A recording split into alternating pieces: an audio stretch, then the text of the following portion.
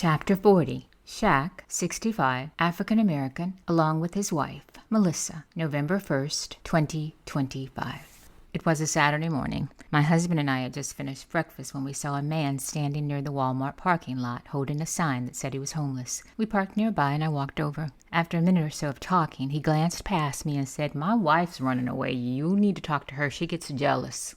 I turned and saw her packing up their things from a table. I walked over, introduced myself, pointed to my husband in the car, and told her I just wanted to talk. She was tense at first. "He can talk to everybody else, but he can't talk to me." Not long after, he walked over, and eventually she became more at ease. Her name was Melissa.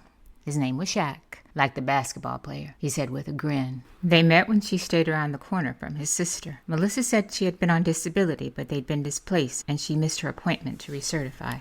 So they were waiting on a new one. Shaq was receiving his retirement check, but it wasn't enough to live on. They spent the night behind Walmart.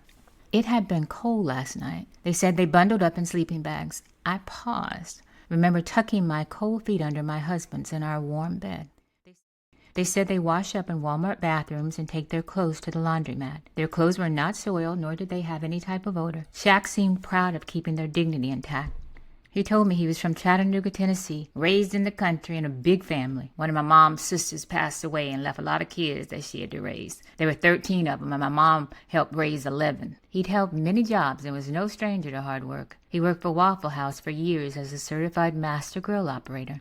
At one point, he came home from work and found police outside his apartment complex with a canine. I had my hands up. That dog lunged at me before the policeman could stop it. It was a traumatic experience, but he recovered, or so he thought. Years later, he decided to leave Waffle House and move to Minnesota for work. He was making $30 an hour. One day, he began walking funny. His legs wouldn't move right. Suddenly, they just stopped moving altogether. Doctors discovered that complications from the dog bite had caused swelling in his neck that cut off blood flow down his spine. They had to put 2 metal plates and screws in my neck to open it up so the blood could flow and my legs could work again. After that surgery, he couldn't continue. They considered him a liability.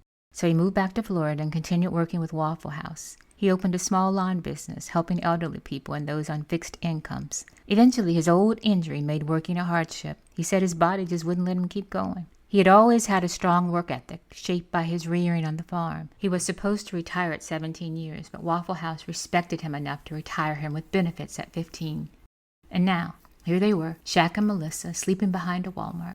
I asked them what they wanted most right now. Melissa said, "Having a place. I don't like living on the street, never have. I'm not used to this. I'm used to being indoors. Then I asked what scared them most. Shaq didn't hesitate.